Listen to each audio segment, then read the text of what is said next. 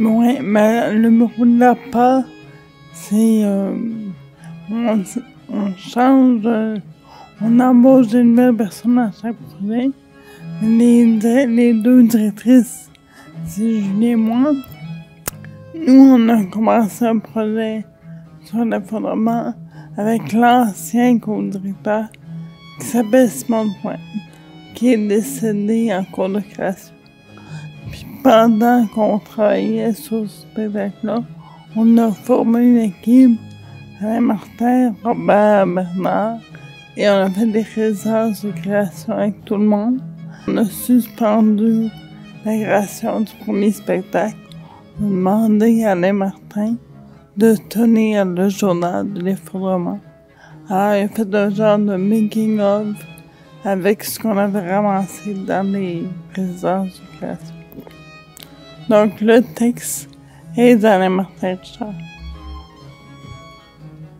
Le fait, pour relancer sur le texte, c'est l'idée aussi des extractions, du collage. Fait on a grappillé un peu, je sais pas, chez Baudrillard, chez Bergson, qu'on a réécrit. C'est vraiment toujours un travail de remixage qu'on a toujours fait à partir de ce moment-là, qui devient vraiment une création collective au niveau de comment transposer, comment créer les actions autour du texte du journal, qui est vraiment un journal, c'est l'idée de la conférence. Mais là, la conférence est comme un peu bouleversée par différentes actions qui émergent, qui viennent appuyer ou contrecarrer un truc qui est dit ou ajouter un élément d'effondrement.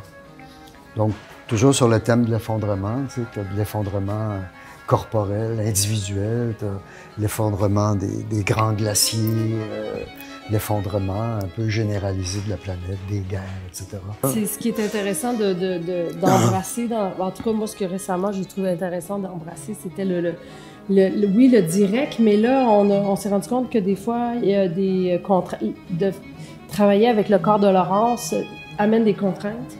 Et au lieu d'essayer de cacher ou licher ou arranger, ben on l'embrasse et puis on fait avec. Et donc là, on fait pour la première fois un test où Laurence, comme des fois la difficulté à projeter ou alors les gens vont avoir un problème à bien comprendre les mots qu'elle prononce. Des fois, on ne sait jamais comment ça se passe. C'est un risque.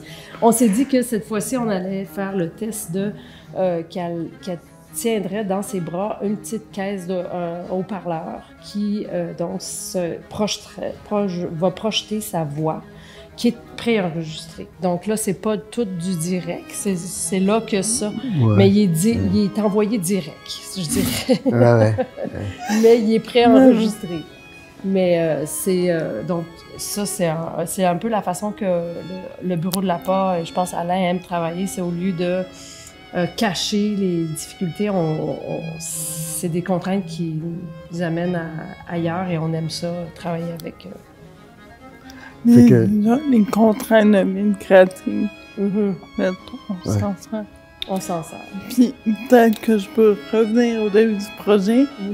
Quand on parle au tout début du projet, on a fait un livre qui s'appelle L'effondrement compte rendu.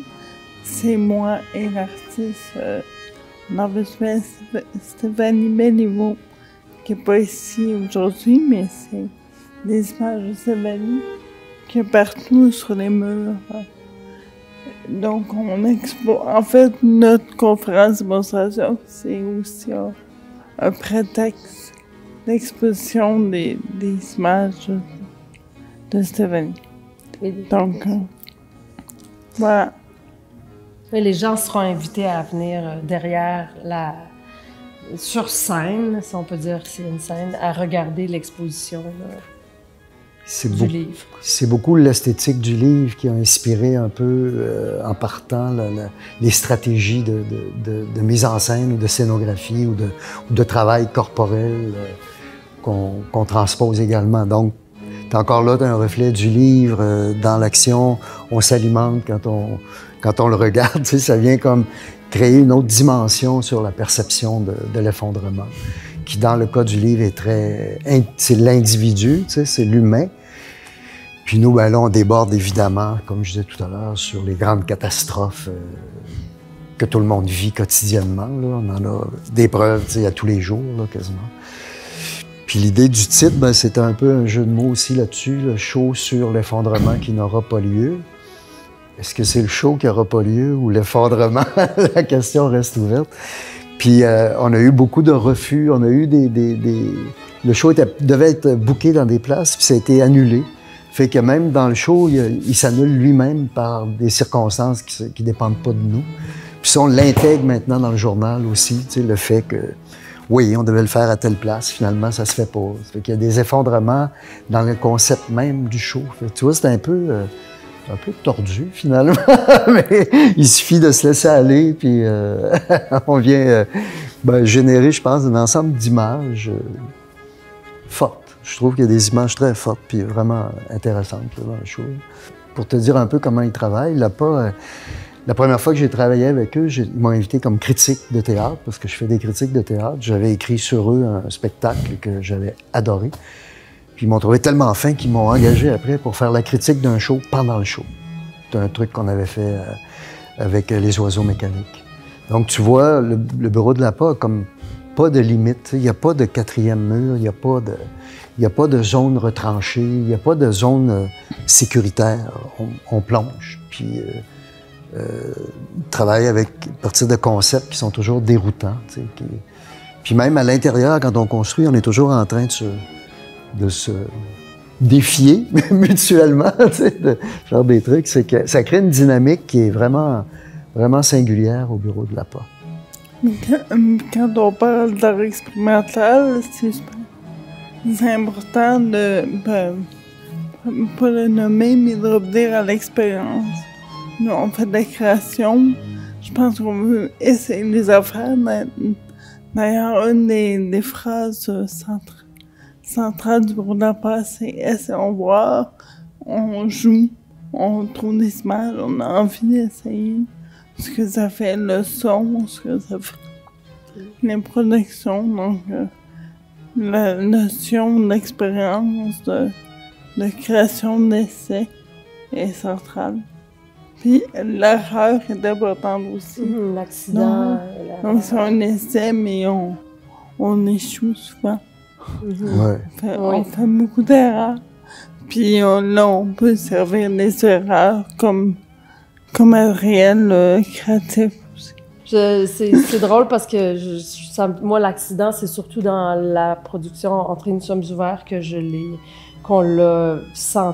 senti le plus, sans qu'il y ait nécessairement de l'improvisation, parce qu'on avait vraiment quand même écrit le show d'une certaine façon, avec une ligne là quand même, mais c'était pas linéaire, mais dans notre tête, on avait 40 connexions à faire pour le but du show, c'était ça. On fait 40 connexions électriques, puis à chaque fois, c'était avec un détour énorme, mais bon, puis là, chaque connexion déclenchait un son ou une image sur l'écran derrière. Puis l'exemple que j'aime bien donner, c'est celui du citron où, on avait un fil électrique qui passe dans le citron, puis quand on coupe le citron, bien là, le citron tombe, puis c'est l'opéra, une chanteuse d'opéra qui se met à chanter.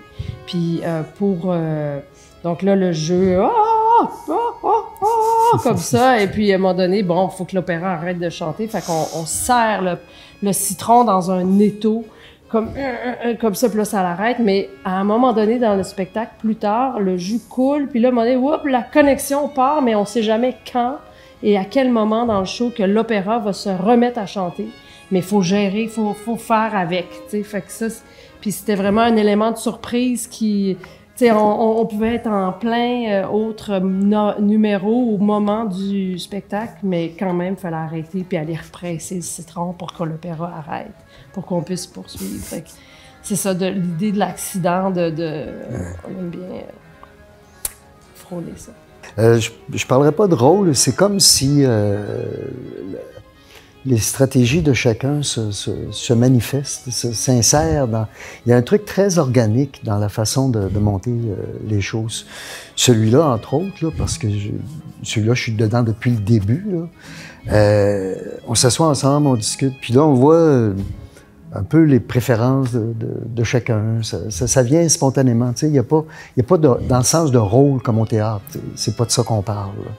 Chacun exprime ses goûts, ce qu'il est. C'est la personnalité de chacun. C'est pour ça qu'on parle d'un show de performance. On n'est pas dans un show théâtral. On représente rien, sauf nous-mêmes, dans le fond.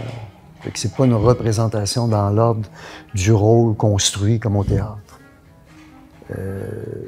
C'est ça, l'humour de chacun va paraître, le sérieux de quelqu'un va paraître, les forces et faiblesses de chacun. Tout est là, tu sais, c'est comme un dénudement, dans le fond, de notre désir d'expérimenter, puis de faire vivre une expérience aussi.